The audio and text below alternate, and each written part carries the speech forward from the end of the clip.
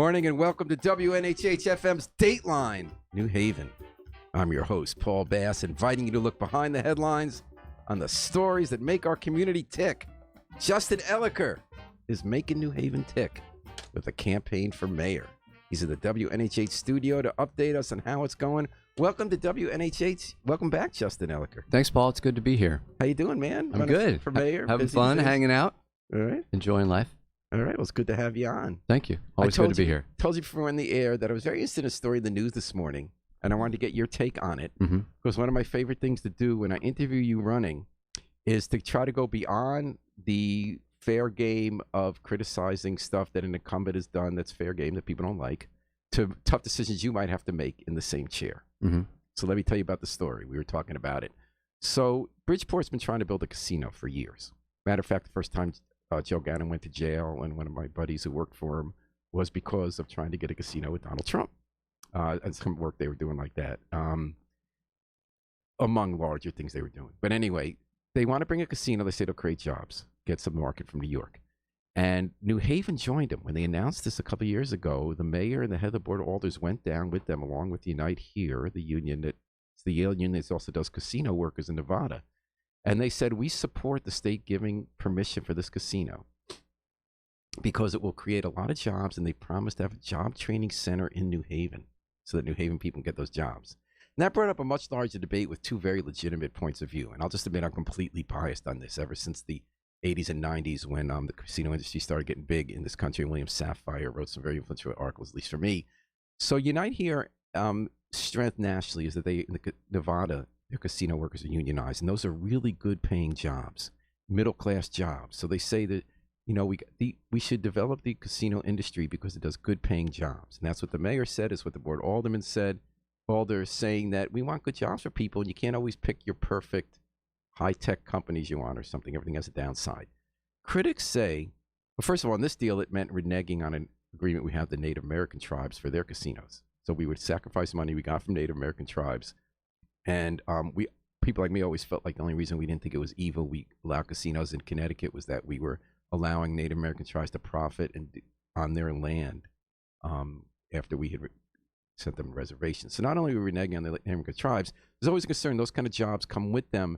There's huge cost because of gambling addiction that society pays, and the most vulnerable people are exploited for this, and their lives get hurt, and that there's a long history of organized crime in casinos. So now we find out last night, to save this casino deal, they made a deal with the Native American tribes to be partners, and New Haven got cut out. So we won't even get the jobs. We helped get that on the table and get the jobs. What would you have done as mayor if Unite Here, which is politically powerful, said, we want you to come to Bridgeport and endorse this casino deal, and you will get a lot of jobs out of it for people in New Haven, which we really need? What would you have done? So clearly we need good jobs in New Haven, but I would not have gone and endorsed the casino. Why? In Bridgeport. And as you and I talked about earlier, I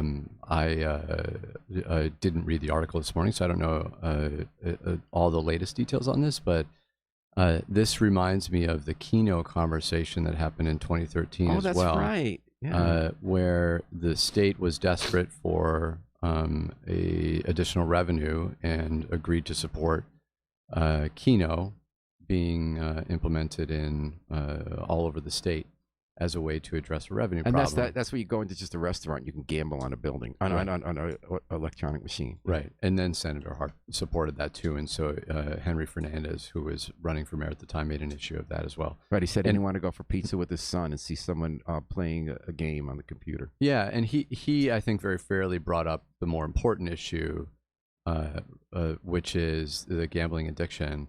And oftentimes I think we make decisions that are very short term to address a budget problem, but don't account for the long-term cost to society and cost to government. And frankly, it really surprised me when the mayor went down to Bridgeport and endorsed the proposal with Ganem.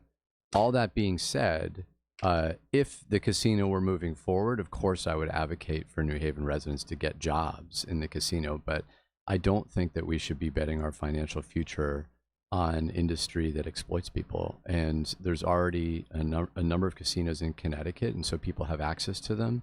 But making it easier for people to, and more prevalent for people to gamble to me is not the most effective approach to addressing. And of course, the other problems. argument is always that as soon as you build one, competitors start moving in. So you're not like the money we get from the Native American tribes has gone down because other competitors have opened just over our state lines. So for the first bunch of years, they'll make a lot of money, but the state will bring in a lot of revenue that it won't make in over the long term. But then again, we don't live in a world with perfect choices. So you really would have said, so you said that if it went through, I wouldn't you'd go want down the and job endorse training. it. I wouldn't have gone down. As I recall, there was a press conference. Right. Where Harp and Ganem stood side by side and said, we want this for Bridgeport. And I would not have gone down and endorsed it. And I was surprised at the time that the city of New Haven was taking a stand on gambling. Does it surprise you that at the 11th hour we got iced out? Were we played for chumps? You know, there was a lot of talk in 2013 about how one of the major differences between Mayor Harp and me was then Senator Harp's connections at the state. And I don't think that we've seen that play out as much as any of us would have liked. And this is another example of the fact that New Haven has not gotten the kind of support that we need from the state. Didn't her connections to the state come through when we were able to start the USTAT program, when we got the heads of agencies whom she knew to agree to allow them to share information with each other across silos? We've gotten a number of things from the state, but I look at the financial support from the state, and that has not not significantly increased over the years, particularly flexible financial funding. That's the major way that the state, I believe, needs to help us, should help us, has an ethical obligation to help us, because the suburbs, I think that we actually subsidize the suburbs, and the suburbs need to be paying more into New Haven. That's their fair share for all the non-taxable property, the social services that we deliver, and that has not meaningfully changed. Now, she agrees with you, and she would argue that it's not because of relationship with state government, but that the legislature is dominated by suburban legislators, and the New Haven, maybe the people you would be critical of would be the people in leadership positions from New Haven who haven't delivered the money. Well, so I perhaps put some of that on the governor. And I sat down with Ned Lamont when he was running for governor and asked him about regionalization, and there was no interest that from my conversation with Governor Lamont about regionalization and putting more resources into New Haven. The governor has a lot of leverage. Yeah, that's the only thing I found able to compliment him during his campaign was his speech on primary night when he won, where he did bring up carrot and stick for regionalization. But I guess we haven't seen that in practice, have we? That's a tough one. Not yet. That's a tough one. Okay, you're listening to Justin Elicker. He's running for the Democratic nomination for mayor of New Haven. He's here on Dateline New Haven on WNHH. Yesterday, I had the pleasure of watching you with the seniors, the very lively seniors. It was a very fun event at Prescott Bush Senior Apartments in Dixwell. And you and I had a different interpretation of what I thought was the most interesting moment. Which moment was this? I believe you stopped the fight. Oh, and you thought I'm not going to take credit for stopping a fight. Okay, here's what I saw. And what was so interesting about this when you saw it differently was Rashomon, how people watch an event take place fast. And because I'm inept at Facebook Live compared to the younger people, my staff, I looked back in the Facebook Live. I wasn't there because we had a low connection when I was doing the Facebook Live stream. It's the second time in a row it's happened at your events, and I think I'm just cursed. But it's our IT team hacking your phone. Catriella Medina Knight. Hi, Catriella. Says the rural areas in my home state have been damaged by casinos.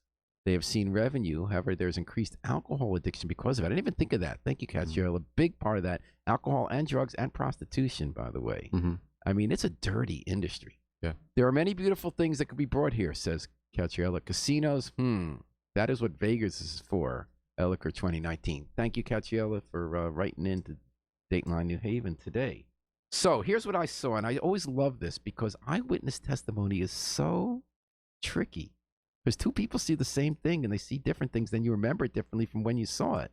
And then if you're incompetent at Facebook Live, no one gets to see what actually happened. Right. I mean, this is one of the problems, not to wrong people going to jail. Digress, I said that on purpose for that reason. Exactly. It's people that have been held up and they choose the wrong person in a lineup. It's it's police officers that have subliminal bias. And or the New Hallville shooting we saw at the Hampton officer where the guy said the person had a weapon, but turned out he realized later the person didn't have a weapon. Yeah, it's hard to know whether I don't think he lied. Whether that was malicious or subliminal bias or what. I can't imagine imagine be malicious. He might have been. You get pumped up at the moment, you know. It's hard to know. Hard to know. Okay, Justin, you're not believing in humanity. No, that's not true. So you believe in humanity by saying that people view things in a different way. Yes. So here's what I viewed. You were having this great discussion with seniors, and what was great about it was they cared. They were fired up. They were fired up, and it wasn't just a couple. They were of real people questions, that were fired up, and most of the people in the room had a question for you, and they want to know about potholes. They want to know about taxes. They want to know a lot about different school issues, such as the laying off of teacher positions. I mean, limiting teacher positions to magnet schools. Magnet schools, yeah. And as usual, when you're in a crowd, often one or two people dominate. They want to ask a lot of questions, and they're pushy about it. Mm-hmm. And there were two people like that yesterday, and you were very polite with them. I saw it. You kind of let them get it in, but you're also trying to make sure that people get to talk. And then the two of them, it seemed to me, was that they've had a longstanding beef with each other. That was clear. Picking up. Afterwards, so you and I had the same perception. Well, afterwards, people confirmed that. I was immediately seeing these guys don't like each other. They're always fighting. Yeah. So here's Justin in the middle, a room full of 16 seniors in a smallish community room, and it was pretty tight. And Justin's in the middle, and they're yelling at each other. And one guy gets up, and he starts swearing at the guy and charging at him. So this is what I saw. Mm-hmm. And then Justin stands in the middle, but not aggressively. And you kind of guided the guy back to his seat, continuing to talk to him about his question. And then you said to him, you appreciated the question. You want to make sure the woman in the corner had been trying for 5 minutes to get her question in. He said, I really care about what you're asking me. Here's my answer. And I want to make sure she gets the ask too. And then you shook his hand. And in my view, those 3 steps stopped there from being a physical fight. But that's not how you saw it. I want to know how you saw it. I mean, I would say he wasn't charging, but he was approaching the other swearing, arms moving. I thought. And I was trying to think, how am I going to diffuse this? Because Paul Bass is sitting in the corner, and this will be an interesting article if there are these two gentlemen that get into a brawl, and it was over nothing. I couldn't even follow what they're arguing about. Obviously, we don't want the 2 residents in senior housing getting into a brawl. And I do remember intentionally shaking his hand as a thought of saying, "Hey, come on, man, let's move on." And you also kind of, this is a pivot. You get someone to be thinking about something else, but in a respectful way. Not like watch my finger move, but like It's a genuine action to shake someone's hand. I think it's a way of saying, I see you, you matter, you're heard. And now I'm going to listen to this other person. It kind of put an end to the episode. That gentleman, he was the 2 gentlemen you're talking about are the 2 that had many questions, some that were aggressively aggressive. No, I thought there were a lot of legitimate ones, but they were aggressively phrased. But he had a lot of very legitimate concerns and was like clearly aware of what's going on in the city, and so I wasn't doing that. I wasn't consciously saying I'm going to treat this person like he knows what he's talking about. I actually thought he knew what he was talking about. But I thought you had some experience at dealing with people in some tense situations. Have you? Community gardens in New Haven. Oh yeah, that's true. Do people fight there? The New Haven Land Trust has about and you ran the New Haven Land Trust gardens until 1,000, including schools. So there's a lot of kids that are involved in our gardens. 1,000 community gardens. Community gardeners. Oh, gardeners. Okay. Gardeners. About 50, a little bit over 50. And you ran the New Haven Land Trust until recently. Right. So tell me about that. I think just in my role on the Board of Alders and the role with the New Haven Land Trust, there was inevitably conflicts. You're dealing with hundreds and hundreds of people over time, and different people get angry and fired up about different things. Some of them very legitimate, some of them not so legitimate. And I'm wondering if part of the trick, when we're talking back to how you dealt with gentlemen yesterday, was not to fake it, like to really try to be focused on what that person's thinking and acting and doing, and to recognize the person in a genuine way rather than a fake way. Yeah. But also try to diffuse it. But I also think on top of that, and this wasn't yesterday, but some people, particularly, in both my role on the Land Trust and on the Board of Alders, will be very angry about something and will just continue to criticize and talk and talk and talk. And I've found that at some point after I listen and listen and listen, I say, you've said a lot. Now let me respond. And I'll start to respond and they'll cut me off and I'll say, hang on, you said a lot and I've heard you out and now I want to respond because I think it's important for you to understand where I'm coming from. And people respond to I think a confident, respectful, Polite, confident. let's mutually respect each other, and let's remind each other we need to be respectful. All right, Elio Cruz says New Haven's a great city, deserves a great leader. Saludos, amigo. So one of the questions you were asked to know. Saludos, Elio. Yesterday you were asked a lot of questions about schools. And one really complicated issue was magnet schools. So some person said, why can't we get more city kids into the magnet school slots? Why do they go on a waiting list and some suburban goes in and the suburbs goes in? You explained that when we built the schools, the state paid between 80 and 90%. Actually, I think in some cases it was 95% of the cost, and the city paid the rest. So we got these beautiful schools. And if I'm not mistaken, we continue to, so they say in return for that, we want to have integration across suburban and city. So we want you to reserve some slots for people in the suburbs. That's good for everybody in the state's view. It's had some perverse real life consequences at places like Hyde and in Hamden.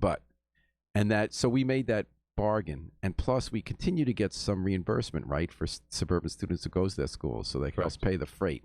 So that's why we're advertising so much. It's both for the money and because of the quotas. So you said that you agreed with this woman, and you agreed with Tomiko at MacArthur on the Board of Ed, that we should explore ways to ask the state to let us have a higher percentage of city kids. Yeah, I believe that they're actually doing. Juan Candelaria, I believe, has been state rep. Advocating for some more flexibility with the quota question, because the state has been threatening in certain cases to fine us, I believe, for in some cases circumstances where we have too many non-white students, or not enough of a balance. In this case, it's non-white in our schools, which seems pretty perverse. The craziest thing was in Hamden, there's a school that might be the most integrated school in the universe. It was almost exactly a quarter white, a quarter Latino, a quarter African American, a quarter Asian American. But they, as you just said, define it as white and non-white. So it was just under a quarter of white.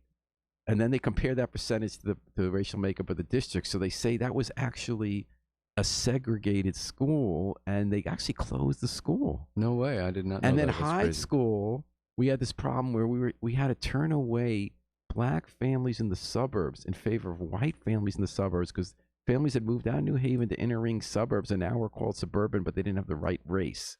That's pretty sick. Yeah. And yet it came out of good intentions to want to have racially integrated schools from the Schiff versus O'Neill suit. Yeah, it seems like it was clearly written in a way, and this is often, or sometimes happens with legislation where there's good intentions, but it's written in a way that's too rigid. Yeah. But then conservatives often argue that every time liberals try to solve a problem, they create new ones. So that's another discussion. But you said two things. First, you said we have to make sure we make this pitch that doesn't cost us more money, because we'd be fine to lose money. Tell me more about that. So I'm not 100% sure of what we have promised the state as far as costs and keeping these schools regional magnet schools. Right. We make a deal, but we have to keep a deal. Yeah. Or the other party, or both parties have to agree on a new deal, right? That's in any contract, that would be the case, or that should be the case. And so are you calling for revisiting the deals on magnets when they haven't worked out the way we thought they would? I think that we need more flexibility. Yeah. And just our city has all these beautiful school buildings, but and there's a lot of good things going on in the schools, but the people feel like they are gambling their future on New Haven. Lottery. Yeah, and we need to prioritize New Haven kids. So how do we? Now I've talked to teachers at Metro, Wellington Business Academy, one of the regional magnets, and I've brought the argument you brought, because that happens to be my personal bias, and they said that the kids get so much on both ends from sitting in a classroom from some different backgrounds. They're real believers in it. So there is, and there's some evidence that schools that have a very mixed population, racially and economically, all students do better. So I don't think that we should discount that. The part of the problem is that there's two problems. Suburban kids shouldn't be displacing New Haven kids. We actually have a lot of diversity within New Haven, and many of our schools are quite segregated already. And the second problem, my understanding, is that a lot of the suburban kids that end up choosing New Haven schools are brown and black.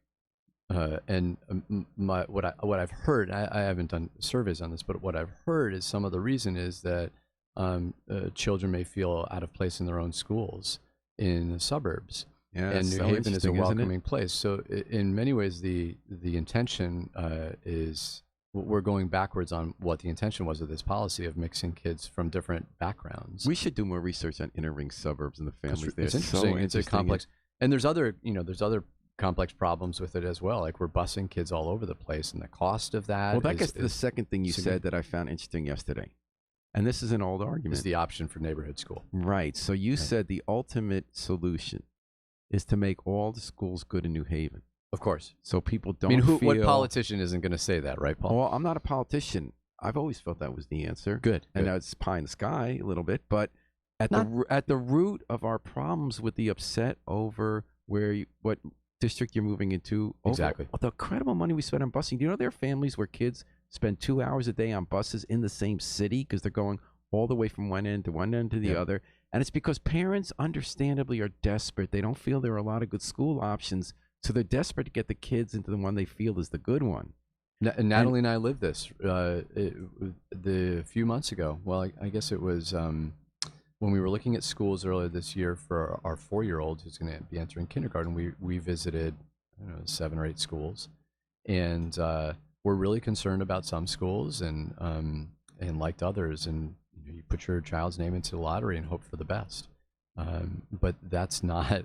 It shouldn't be that you're terrified about the alternative if they don't get into. So the whatever question schools. is, how do you do that? Mhm. Now, some people say fund lower income schools better in poorer neighborhoods. Other people say, of course, resources matter, but there's a lot more going on that makes those schools have a harder time succeeding, including concentrations of poverty, so that you have more kids in a class that have special ed needs. How do we realistically move toward that vision of having less of a reliance on magnet schools and more of a across-the-board improvement in public schools where everyone feels comfortable? I think one example is where parents have helped make a school better is East Rock Global Magnet, Mhm. where everyone felt they had to get in the hooker district, and then parents decided they were going to not have that frenzy and try to make another school in the neighborhood good. Yeah, and Natalie and I felt that way. So we're in the Hooker School District, but we decided to send our 4-year-old to a school in Fairhaven. And It was interesting because they have the dual language. we had 2 motivations. One is I've spent a lot of time trying to learn Spanish, and I'm okay, but I've never had that kind of innate feeling about what I just said is right or what I said is wrong. And, It's good if you learn it when you're a kid. Yeah, so we're so excited about that. But on top of that, we're excited about Molly having an experience where she interacts with kids that are from very different backgrounds, and we want to be part of the New Haven Public School System solution. And we feel like we need to opt into some schools that the test scores are not as high as others. Although Hooker, you would have had the kids from the most different countries of any school in New Haven. Yeah, but lot of them I are think kids that of the Yale spirit professors. of diversity is not just based on someone's race or ethnicity, but it's based on economics. In Hooker, you don't have the kind of economic diversity. Mhm. You also talked about community schools, and this is an idea that was pioneered nationally in our West Rock neighborhood in the 60s by James Comer and Edward Ziegler, the school psychologists. And we had where the school day, academic day might end at 2 or 3, but stuff's going on all afternoon and all weekend for adults too. Health screenings, rec leagues for the kids and middle and teens. And we tried bringing that back under DeStefano, and then it kind of atrophied.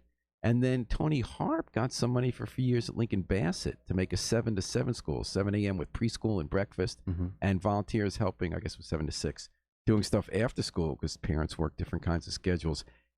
How has that worked out, and what do you think needs to happen to make it work out I don't think better? it costs a lot of money.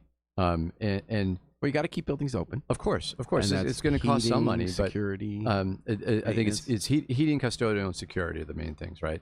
We do it for community management team meetings, and by the way, I don't think we do it well, because many community management team meetings, if you go to your community management team meeting and it's in a school, it's always like, which door is locked? Are there signs up? How do I find? And so for a first person that's arriving, they're likely to say, "Oh, I guess it's not on because there's no sign and all the doors are locked." Or maybe That's true. I've had that someone sticks experience. I went to Quinnipiac Meadows management team meeting last night, and there was a rug stuck in the door to prop it open, and nobody there. Curtis, who runs the management team meeting, put a sandwich board outside.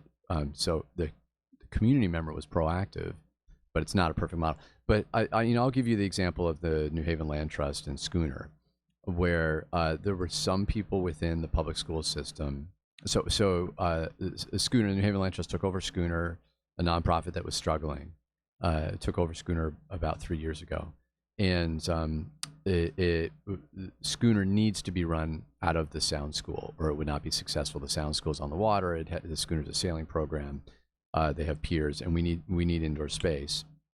We offered and continue to offer about 50% of the slots for free or low cost for kids, depending on financial situation. So this is a great thing for New Haven kids 8 weeks over the summer to be kept active. Doesn't cost any extra money, particularly for the Sound School, because the custodian is there all summer long.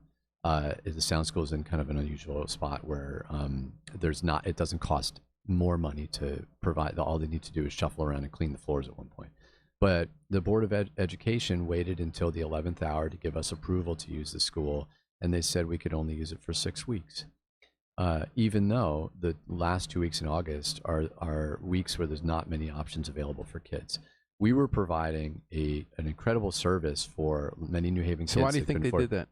Bureaucracy? You tell me, because all of a sudden everyone stopped answering my phone calls and emails from the Board of Education. Do you think, so you talked yesterday about the need. Can I finish this thought? And then, I find, and if you ask other nonprofit providers in the city, I think there's a common thread that the Board of Education often treats nonprofits as wanting something from the Board of Education, as opposed to flipping that over and saying the Board of Education should be looking at year-round school. And what year-round school means is not more teachers working year-round, but it means how are we going to fill the gaps when the kids they don't have a program.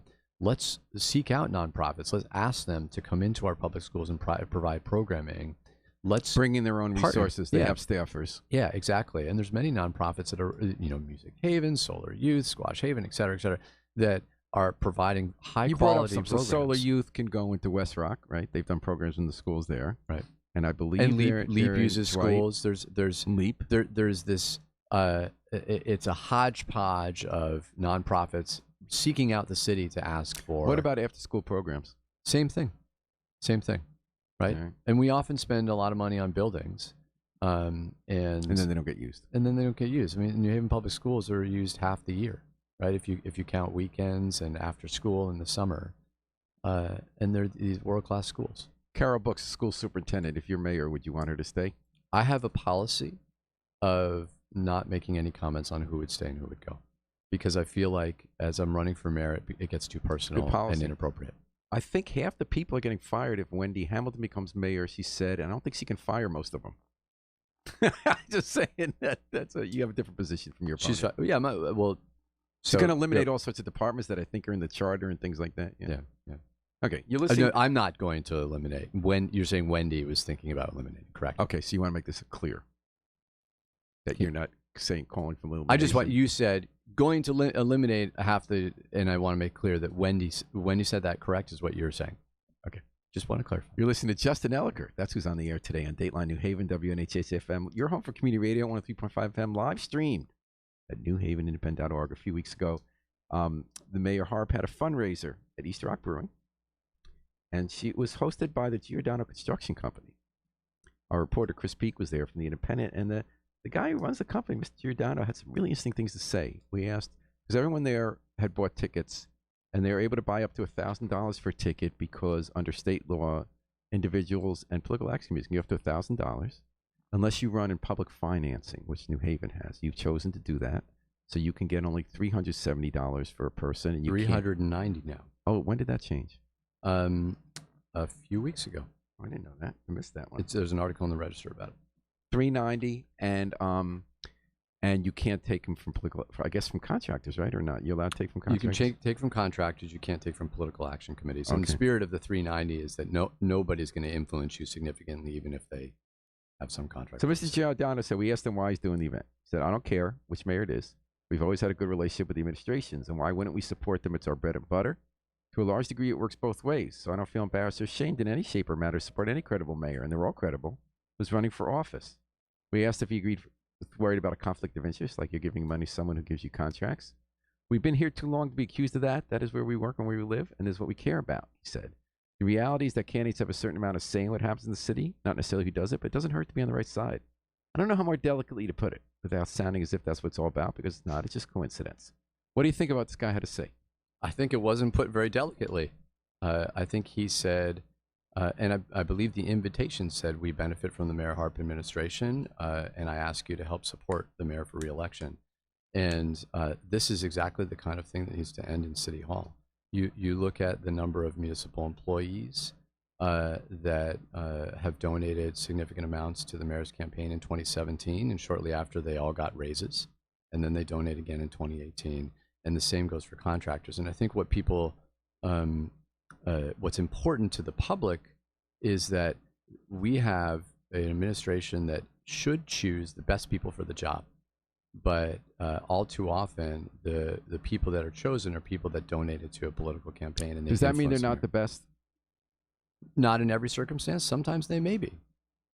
But if we have people donating thousands and thousands of dollars to help get someone reelected, that person is going to feel some obligation to them.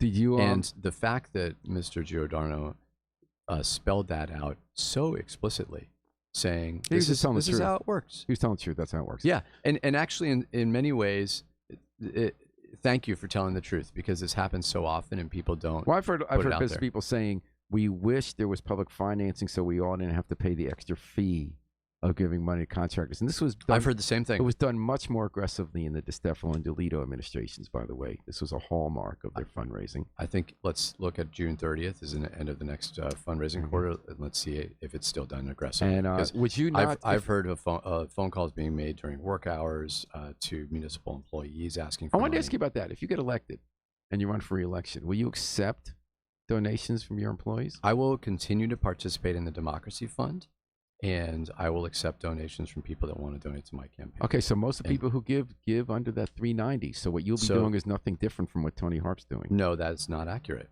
How am I going to be influenced by $390 donations versus $1,000 donations? So how is she, if she's taking city employees, separate from the contractors? You criticize the fact that city employees were giving money. So you're saying, though, what you want to do anything different? The quantity, the fact that they're asked aggressively is inappropriate. So If there's a New Haven public school teacher that's going to donate to my campaign, how about people you appoint? Because there's that seems to push the limit. Would you tell them not to give you money? I think that's fair. For years back, I'm not going to name the mayors. I felt so bad for some of the people who embarrassed the need to give that $1,000 because they were appointees and they were out there working on election day. Right. I've heard one appointee say, "Now, I paid that amount, so they won't bother me again." Yeah. So it's ridiculous. It's not right for the taxpayers, but it's also not right for. But you're not going to say no. You're just going to say because it's $390 rather than $1,000, I don't get influenced. I mean, that's the spirit of the Democracy Fund, right? Okay, so is to get a lot of small donations from people that are contributing to, and cannot influence a candidate. So you use the word pay to play for the Giordano event. Mm-hmm. Does that mean that they have to pay to play, or that they feel a need to pay to play? Do you have any evidence that there's ever been a decision where someone said, give us money, we'll give you a contract, or I gave you the contract because you gave me money? I don't have any. Do you? No. I mean, in the past I have, not for this administration. No. I think there's a lot there actually of was the soft corruption is I think how we call it, where people know that they're not supposed to be writing down somewhere to create evidence that I'll help you out. Well, actually, in the DeStefano administration, the budget director actually wrote on city government stationery to contractors and employees, here's the amount you're going to give and here's the envelope. I remember. But what about when Tony Harp's not the only one? Most politicians in the position say, I've never made a decision influenced on who gave me money. I never tell anyone they have to give me money. How is that corrupt? So then Senator Harp, in a debate in 2013, said, I don't make decisions based on that. They just want a meeting. And she was quoted, I don't know if you have it still in your article, but she was quoted as saying that a meeting is special attention. I tried to get a meeting with Senator Harp in 2013 about red light cameras, and she didn't respond to my calls. But I guess if I had donated to her campaign, she would have responded to my call. That's corruption in itself, because you're giving special attention to someone that donates to your campaign. And we would be naive to think that all this money that's coming from contractors and architects and whoever else in the city that goes to mayoral campaigns isn't intended to get special attention.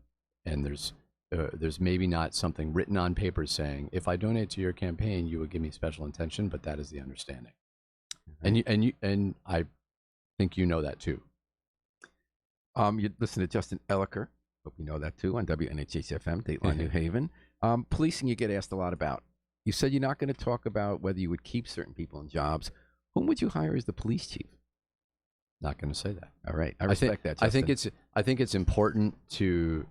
It was actually interesting. I was at the Steve Hamm documentary last night, which was quite a good conversation. I thought a lot of different angles to it. But I think that the Chief Reyes brought up the leadership issues as one of the significant past problems with the police department, and I think that's key, not just with the police department, but with many departments in the city, that if you have the right leadership, you're more likely to be more proactive about addressing all these issues. So I'm not going to answer that question. All right, and any thoughts on dirt bikes? Remember the Justin versus Justin hearing on dirt bikes? I do. A dirt biker who was quite rude young man, but he came up to the alders at a hearing about dirt bike problem, and you were all over this problem when it started in 2013, or I guess 2012. And he started talking about how he's going to keep doing it and too bad. And you lectured him. You said, young man, you're being rude and you're causing havoc in these neighborhoods. Did you ever how's your thinking evolved since then? It hasn't much. I feel pretty passionately that, and this conversation actually came up last night too, if you'll recall. I feel passionately that dirt bikes should not be, and it's not just kids, but people should not be riding dirt bikes and ATVs around the city, period. And there's a small group of people that say, "Oh, we shouldn't criminalize this." These are individuals that are choosing. It's not like we shouldn't criminalize homeless people. That's different. People are not choosing to be homeless. Right. The real question is, how do you stop them? So in New Haven, we don't chase because we think that makes it more dangerous. Right. And I support that. I support that we don't have a vehicle chase, but I think there's more that we can do to address this problem. So what can we do? So what we did in 2013 is we successfully raised the fines at the state level. The police did stings, and they proactively did that. I haven't seen as much proactivity on the stings. Some of it's more challenging because now they're wearing masks, and I think they're doing that intentionally. So what about drones? So I brought up drones at last night's Quinnipiac management team meeting, and I think it's a great idea because if we can't chase them in a car, they eventually need to gas up, and we can then radio the nearest officer and go and pick them up. And this starts in the spring when it starts to get nice out. I think that we need to come down hard on people because this is about, it's not just a quality of life issue. This is a safety issue for not just the individuals riding these bikes, but people in the neighborhoods. And it sets the wrong tone in New Haven is a lawless place. And if you you go to Bike Life Family on Facebook and you watch these videos of the kids, there's a clear enthusiasm about breaking the law that's part of the draw. Some people feel like, oh, if we just gave the kids a place to go and ride their dirt bikes, we would resolve this problem. And while I appreciate that, I think only a fraction of the kids would support that. They come from New London. I've read some of the police reports and warrants. They come from New London. Yeah, I mean, there's a lot of social media that says today on this day, at this hour, we're going to have a big time in New Haven. And you had mentioned on the East Shore there was a couple summers district ago. manager. I think it was Anastasia or something. No, it was Officer Gargano working with Shane. So there's an officer in Kendall. Fairhaven that was doing the same thing in 2013, and there was like getting to know the kids, 3-day cease of all activities. The police weren't going to chase them, and the dirt bikes were going to do things. It's 3 days, and then it broke up.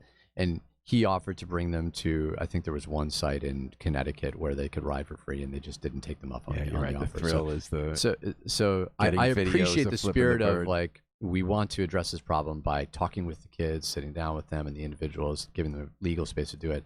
I just don't think that's realistic, and this is a safety issue that we need to really be on top of. Yeah. What, if anything, has Mayor Harp done right? She's done a number of things right. I'm not one of these politicians that's just going to be negative all the time. I think one of the things that I am impressed about is the taking down of the fence on the Hampton border, because that was an issue that I think should have been addressed many years ago, and was wrong. and should have been addressed in a way that I think that she did the right thing. She said that I'm going to take down this fence, period, and just did it. All right. Anything else? There's other things too. Okay. Fact checks me yesterday. You said yesterday, and you've said this before, the mayor's scared to go in the neighborhood and shouldn't have a cop driving her around. I did not say the mayor is scared to go in the neighborhood and Or shouldn't have we a said a mayor driver. who isn't scared. There were individuals in the room that brought that up, and I said we should have a mayor that is not afraid to go knock on any door. And then I said I go all over the city and go in any. So you're not neighborhood saying and- she's afraid? No, I don't. Okay. I don't want to say. But I don't was want to wrong that suspect what. At a forum, I thought you said that she shouldn't have a police driver. I would not have a police driver. Do you think she should? I think it's not an effective use of money. Do you think Rosa DeLauro said she's always had a police driver? Yeah, I don't know if it's an effective use of money. At a time when synagogues like mine feel they need to have armed guards now because of the rise in racial hate attacks in America, should a 71-year-old black woman? I just want to say that I will not have a police escort. No, but I just wondering, Period. given hate crimes in America, and she's an African American woman, do you think there's a good argument for her? I don't to have want to pass security? judgment on Mayor Harp's decision to have a police Okay. escort. You said residents and neighbors are not seeing all boats rise along with the downtown development. I hear that from a lot of people in town. And I just want to give you the counter argument. In Dixwell yesterday, you were across the street from the Next Haven Arts Titus Conference thing, which some people think is an elite project. Other people think it will help high school kids working there and stuff. You were a block away from where Beulah Heights wants to create over 100 affordable housing. You were 2 blocks away from Munson Street, where a California developer is doing a market rate project. Some people think that's the gentrification. Other people say that's a vacant property. And there were affordable housing that was promised as a part of that. Now it's unclear. Oh, that's interesting. And that you were near the Monterey public housing homes, which just got a renewal for 20 years, which I think are beautiful. When I was walking to your project yesterday, I was amazed thinking back of what it used to be like walking through Elm Haven at that same spot, the old projects. And now this project 20 years later, when I talk to people living there, they're still beautiful places to live, and those are affordable.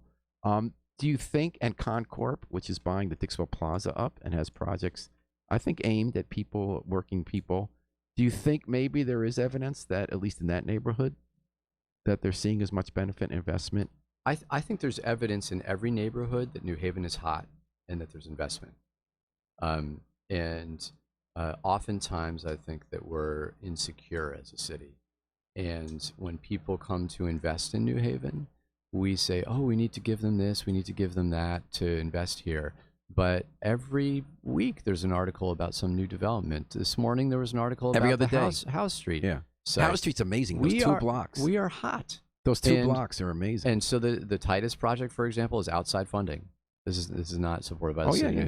Haven. There's a lot of funding coming into New Haven, and what's important, the Munson Street site is a great example as well, is that the city needs to implement policies that ensure that New Haven residents, particularly people that are struggling, are benefiting from these projects, and all too often they aren't. That's not to say that we're not doing anything. Gotcha.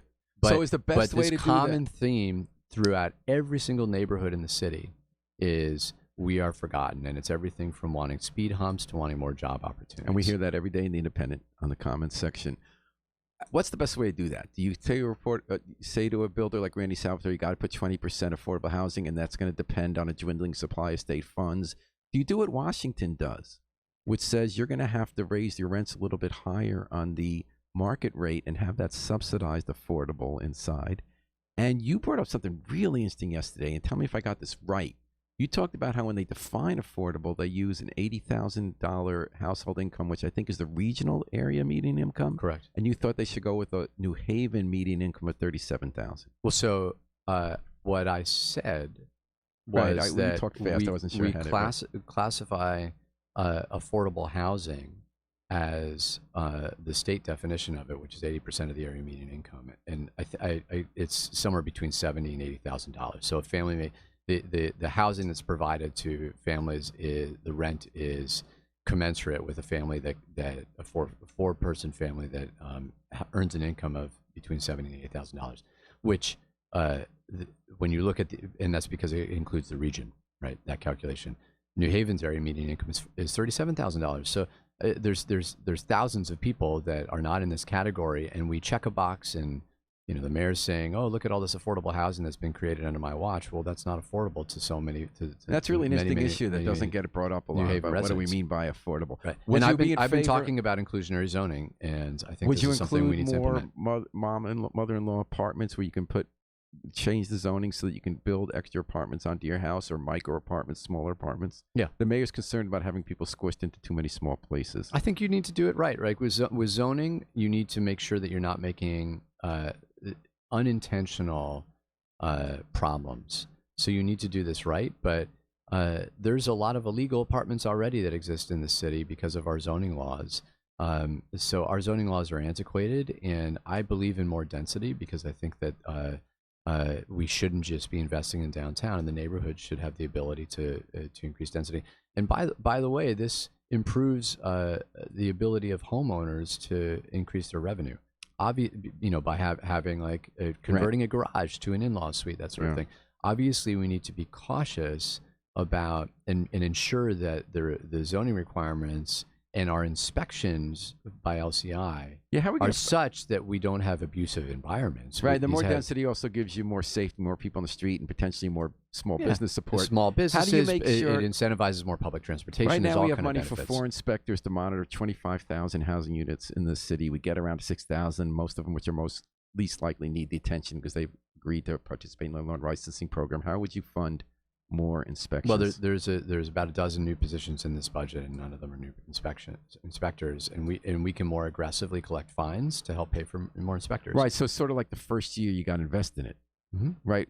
Correct. Revenue creating jobs. Correct. Okay. It's funny. We were at last night's Quinnipiac Meadows management team meeting. We were also talking about recycling, and the Pierre, the director of the Solid Waste Authority, was there and said, our recycling rates are abysmal. It's in the teens or something like that. Wow. And the goal is 60% recycling for the states requiring that. And we would save something like to the tune of $200,000 Although the a year. economics are changing because China stopped taking recycling garbage. So what he said was we'd save $200,000 a year if we converted the amount that we're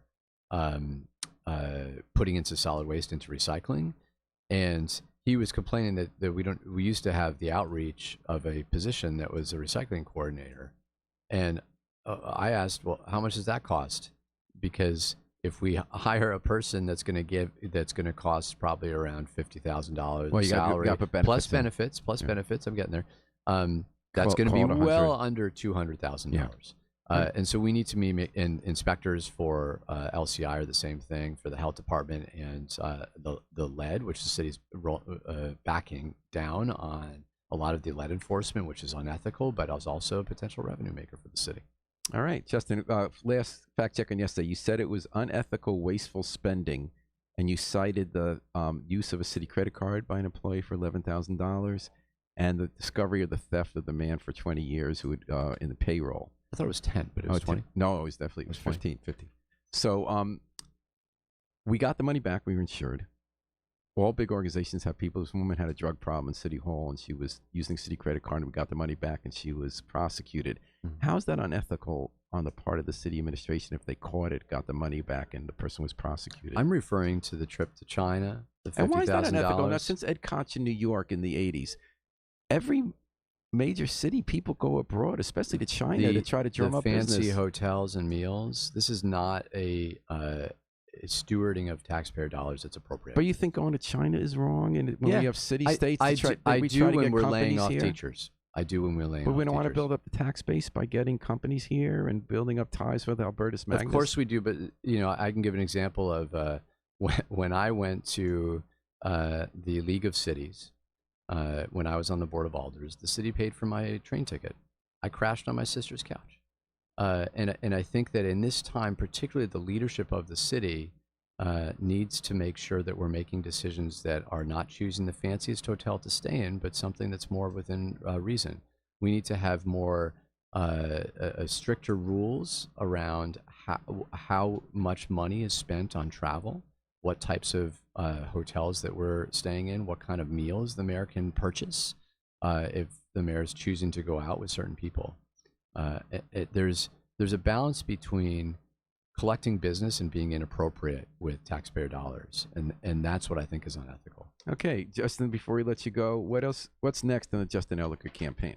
We're pounding the pavement. We're really focusing on fields now because the most important thing is knocking on as many doors as possible. So we're really trying to get volunteers to come out and knock on doors, make phone calls.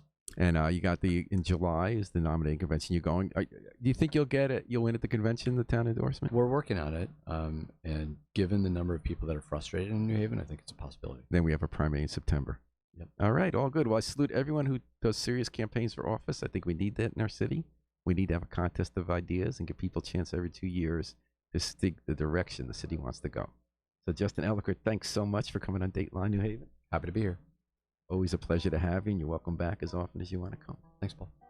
And thanks for listening, everybody. Today, thanks to Harry Drost, the man with the magic behind the controls, our station manager, for getting us on all the social media platforms. And we're going to take it out with the Afro-Semitic Experience, performing I Wish I Knew How It Would Feel to Be Free, from the group CD, A Plea for Peace. This is Paul Bass inviting you to fly free with us all day and all night long here at WNHH, New Haven's home for community radio.